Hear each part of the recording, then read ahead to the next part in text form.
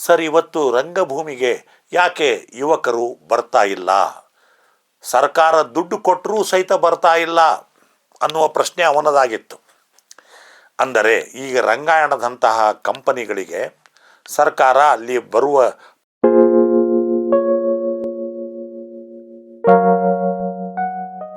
Vivid ಲಿಪಿಯ ಅಭಿಮಾನಿಗಳೇ, ರಂಗಭೂಮಿ ಇವತ್ತು ಯುವಕರನ್ನು ಸೆಳೆಯಲು ಸಮರ್ಥವಾಗಿದೆಯೇ ಅನ್ನುವ ಪ್ರಶ್ನೆ ಬಹಳಷ್ಟು ಜನ ಸಂಘಟಕರಿಗೆ ಕಾಡ್ತಾ ಇದೆ. ಬರೀ ಸಂಘಟಕರಲ್ಲ, ಇದು ಸಾಂಸ್ಕೃತಿಕ ಚಟುವಟಿಕೆಗಳನ್ನು ಮಾಡುವಂತಹ, ಮಾಡಿಸುವಂತಹ, ಅದರ ಬಗ್ಗೆ ಹೇಳುವಂಥ ಎಲ್ಲರಿಗೂ ಕಾಡುತ್ತಿರುವ ಒಂದು ಸಾಮಾನ್ಯ ಪ್ರಶ್ನೆ: ಯುವ ಜನತೆ ರಂಗಭೂಮಿಗೆ ಯಾಕೆ ಆಕರ್ಷಿತರಾಗ್ತಾ ಇಲ್ಲ? ನಮ್ಮ ಕರ್ನಾಟಕದವರಿಗೆ ನಾವು ಹೇಳುವುದಾದರೆ, ಬೆಂಗಳೂರು, ಮೈಸೂರು, ಸ್ವಲ್ಪ ಮಟ್ಟಿಗೆ ಮಂಗಳೂರು, ಉಡುಪಿ ಅಂತಲ್ಲಿಯ ಆಕರ್ಷಣೆಗಳನ್ನು ಬಿಟ್ಟರೆ ಹೆಚ್ಚಿನ ಜನ ಬೆಂಗಳೂರು ಅಭಿಮುಖವಾಗಿ ಇರುತ್ತಾರೆ. ಅವರು ಸಮಾಜಮುಖಿ ಹೌದೋ ಅಲ್ಲವೋ ಗೊತ್ತಿಲ್ಲ, ಆದರೆ ಬೆಂಗಳೂರು ಮುಖಿಯರಾಗಿರುತ್ತಾರೆ. ಅವರಿಗೆಲ್ಲರಿಗೂ ಜಾಬು ಬೇಕು, ನೌಕರಿ ಬೇಕು ಮತ್ತು ಅವರ ಕನಸುಗಳು ಆದಷ್ಟು ಬೇಗ ಈಡೇರಬೇಕು ಅನ್ನುವುದು ಕಲ್ಪನೆ. ಅದೊಂದು ಆಶಯ, ಕನಸು. ಇದು ತಪ್ಪಲ್ಲ. ಆದರೆ ರಂಗಭೂಮಿಯತ್ತ ಯಾಕೆ ಆಕರ್ಷಿತರಾಗ್ತಾ ಇಲ್ಲ ಅನ್ನುವುದೇ ನಮ್ಮ ಮುಂದಿರುವ ದೊಡ್ಡ ಪ್ರಶ್ನೆ. ಇವತ್ತು ನಗರಗಳಲ್ಲಿರುವ ರಂಗಮಂದಿರಗಳನ್ನು ನೋಡಿ, ಗ್ರಾಮೀಣ ಪ್ರದೇಶದಲ್ಲಿ ಇರುವಂಥ ಟೆಂಟು ಥಿಯೇಟರ್ಗಳನ್ನು ನೋಡಿ, ಅಥವಾ ಮತ್ತೆ ಬೇರೆ ಬೇರೆ ನಗರ ಪಟ್ಟಣಗಳಲ್ಲಿ ಹವ್ಯಾಸಿ ಅಥವಾ ವೃತ್ತಿ ರಂಗಭೂಮಿಯ ನಾಟಕಗಳನ್ನು ನೋಡಲು ಎಷ್ಟು ಜನ ಯುವಕರು ಬರುತ್ತಾರೆ.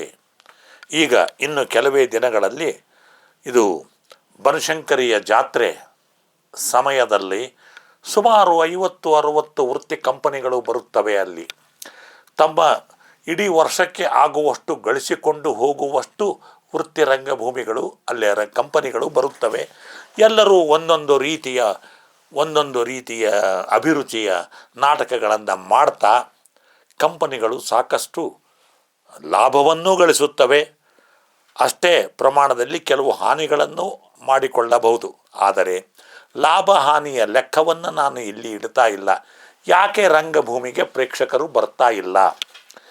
ಅಲ್ಲಿ ಗ್ರಾಮೀಣ ಪ್ರದೇಶದಲ್ಲಿ, ಅಂದರೆ ಬನಶಂಕರಿ ಜಾತ್ರೆ ಬಾದಾಮಿಯಲ್ಲಿ ಬರಬಹುದಾದಂಥ ಜನ ಯುವಕರು ಹೆಚ್ಚು ಇರುತ್ತಾರೆ. ಇವತ್ತಿನ ಯುವಕರಿಗೆ ಏನು ಬೇಕಾಗಿದೆ ರಂಗಭೂಮಿಯಿಂದ ಅನ್ನುವಂಥ ಪ್ರಶ್ನೆಗಳು ನಮ್ಮ ಮುಂದೆ ಬಂದು ನಿಲ್ಲುತ್ತವೆ. ಇವತ್ತು ನಗರ ಪ್ರದೇಶಗಳಲ್ಲಿ ನೀವು ನೋಡಿದರೆ, ಅಂದರೆ ನಮ್ಮ ಹುಬ್ಬಳ್ಳಿ, ಧಾರವಾಡ, ಬೆಂಗಳೂರು ಮತ್ತು ಬೆಳಗಾವಿ, ಉಡುಪಿ ಎಲ್ಲೆಲ್ಲ ನೋಡಿದರೂ ಸಹಿತ ರಂಗಭೂಮಿಗೆ, ರಂಗಮಂದಿರಕ್ಕೆ ಬರುವಂತಹ ಜನ 20-30 ಒಳಗಿನ ಜನ ಬರುವುದೇ ಕಡಿಮೆ. ಎಲ್ಲರೂ ಸ್ವಲ್ಪ ವೃದ್ಧರು, ಸ್ವಲ್ಪ ಮಧ್ಯವಯಸ್ಕ ದಾಟಿದವರು ಇಂಥವರೇ ಬರುತ್ತಾರೆ. ಯಾಕೆ ಯುವಜನತೆಯನ್ನು ಆಕರ್ಷಿಸ್ತಾ ಇಲ್ಲ? ಇವತ್ತು ಒಬ್ಬ ಪತ್ರಿಕಾ ವರದಿಗಾರ ನನ್ನೊಡನೆ ಫೋನಿನಲ್ಲಿ ಮಾತನಾಡಿದ. ಅವನು ಊರಿನ ಹೆಸರು ಹೇಳಿದ, ನಾನು ಆ ಹೆಸರನ್ನು ಹೇಳುವುದಿಲ್ಲ. ಏನು ಸರ್, ಇವತ್ತು ರಂಗಭೂಮಿಗೆ ಯಾಕೆ ಯುವಕರು ಬರ್ತಾ ಇಲ್ಲ?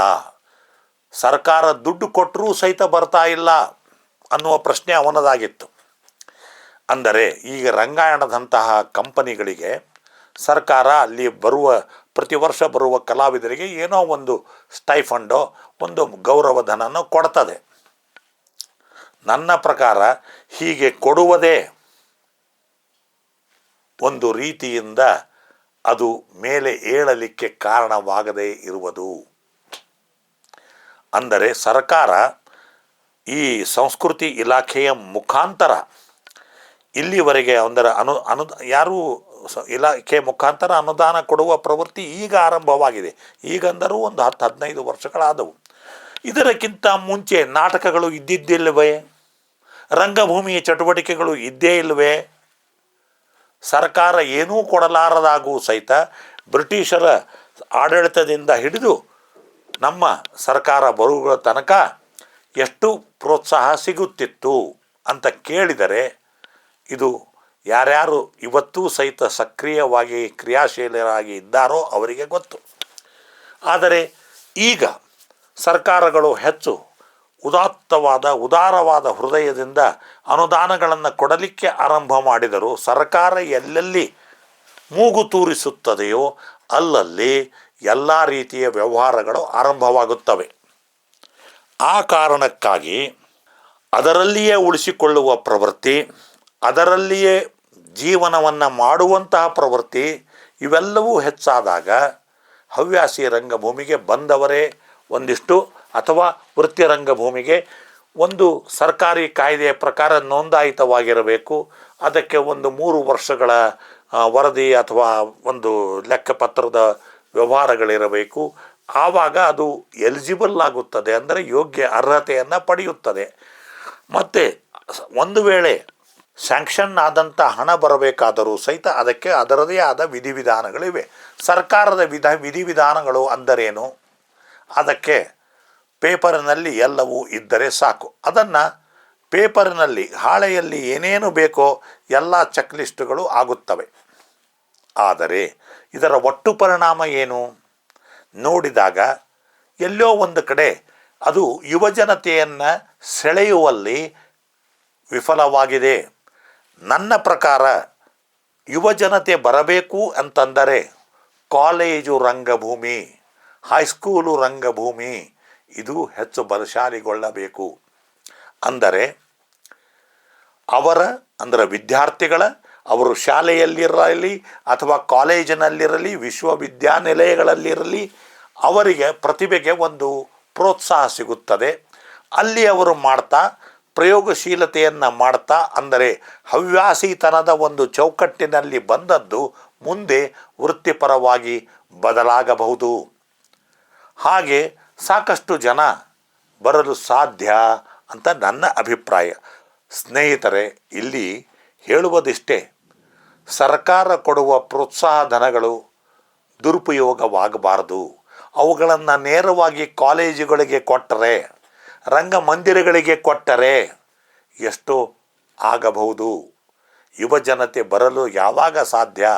ಇವತ್ತು ಸಂಗೀತ ಮತ್ತು ನೃತ್ಯಕ್ಕೆ ಹೆಚ್ಚು ಬೇಡಿಕೆ ಇದೆ, ನಾಟಕದ ಕ್ಷೇತ್ರಕ್ಕೆ ಕಡಿಮೆ. ಸಂಗೀತ ಮತ್ತು ನೃತ್ಯ ಮಾಡುವವರು ಯಾರು? ಸ್ವಲ್ಪ ನೀವು ಆ ಕ್ರಾಸ್ ಸೆಕ್ಷನ್, ಆ ಸ್ತರಗಳನ್ನು ನೋಡಿದರೆ ಎಲ್ಲ ಇದ್ದುಳ್ಳವರೇ ಮಾಡುವುದು ಹೆಚ್ಚು. ನೃತ್ಯವನ್ನು ಯಾರು ಕಲಿತಾರೆ, ಯಾರು ಕಲಿಸ್ತಾರೆ ಅನ್ನೋದನ್ನು ನೋಡಿದಾಗ ನಿಮಗೆ ಇದರ ಅರಿವಾಗುತ್ತದೆ. ಹಾಗೆಯೇ ಪ್ರತಿಯೊಬ್ಬ ಸಂಗೀತವಾಗಲಿ ವಾದ್ಯ ಸಂಗೀತವಾಗಲಿ ಏನೇ ಆಗಲಿ ಕಲಿಯುವವರು ಯಾರು, ಅವರ ಆರ್ಥಿಕ ಹಿನ್ನೆಲೆ ಏನು ನೋಡಿದಾಗ ನಾಟಕಕ್ಕೆ ಬರುವ ಕಲಾವಿದರ ಹಿನ್ನೆಲೆ ಸ್ವಲ್ಪ ಕಡಿಮೆ ಇರುತ್ತದೆ. ಹೀಗಾಗಿ ಸಂಗೀತ ನೃತ್ಯಕ್ಕೆ ಬರುವಂತಹ ಒಂದು ಸ್ಟೇಟಸ್, ಒಂದು ಅಂತಸ್ತು ನಾಟಕದವರಿಗೆ ಇಲ್ಲ ಸ್ವಾಮಿ. ಇದು ಗ್ರೌಂಡ್ ರಿಯಾಲಿಟಿ. ಇದನ್ನು ನಾನು ಸುಮಾರು 50 ವರ್ಷಗಳ ಅನುಭವದಿಂದ ಹೇಳ್ತಾ ಇದ್ದೇನೆ. ಅದಕ್ಕಾಗಿ ಯುವಜನತೆ ಬರಬೇಕು ಅಂದರೆ ನಮ್ಮಲ್ಲಿ ಕಾಲೇಜುಗಳಲ್ಲಿಯ ಸ್ಕೂಲುಗಳಲ್ಲಿಯ ರಂಗಭೂಮಿ ಬಲಿಷ್ಠವಾಗಬೇಕು. ಅದು ಬಲಿಷ್ಠವಾಗಬೇಕೆಂದರೆ ಶ್ರೇಷ್ಠ ಪ್ರಾಧ್ಯಾಪಕರು, ಉಪನ್ಯಾಸಕರು ಅಲ್ಲಿ ಇದ್ದು ಈ ಸಮಷ್ಟಿಯ ಬೆಳವಣಿಗೆಗೆ, ಸಮಗ್ರ ಬೆಳವಣಿಗೆಗೆ ಅವರು ಪೂರಕವಾಗಿ ತಮ್ಮ ಪಠ್ಯೇತರ ಪಠ್ಯ ಮೂಲಕ ಎಲ್ಲ ಚಟುವಟಿಕೆಗಳನ್ನು ಮಾಡ್ತಾ ವಿದ್ಯಾರ್ಥಿಗಳಲ್ಲಿ, ಯುವಜನತೆಯಲ್ಲಿ ಸಂಸ್ಕೃತಿಯ ಬಗ್ಗೆ, ಸಾಂಸ್ಕೃತಿಕ ಚಟುವಟಿಕೆಗಳ ಬಗ್ಗೆ ಅರಿವು ಮೂಡಿಸುವ ಪ್ರಯತ್ನ ಅವರು ಮಾಡಿದಲ್ಲಿ, ಆ ಆಡಳಿತ ಮಂಡಳಿಗಳು ಮಾಡಿದಲ್ಲಿ ಎಷ್ಟೋ ಅಭಿವೃದ್ಧಿ ಹೊಂದಬಹುದು. ಯುವಕರು ಇನ್ನೂ ಹೆಚ್ಚು ಸಂಖ್ಯೆಯಲ್ಲಿ ರಂಗಭೂಮಿಯಲ್ಲಿ ಬೆಳೆಯುವುದಕ್ಕಾಗಿ ಬರಬೇಕು, ಗಳಿಸುವುದಕ್ಕಾಗಿ ಅಲ್ಲ. ಇದು ನಾನು ನಂಬಿರುವ ಒಂದು ತತ್ವ.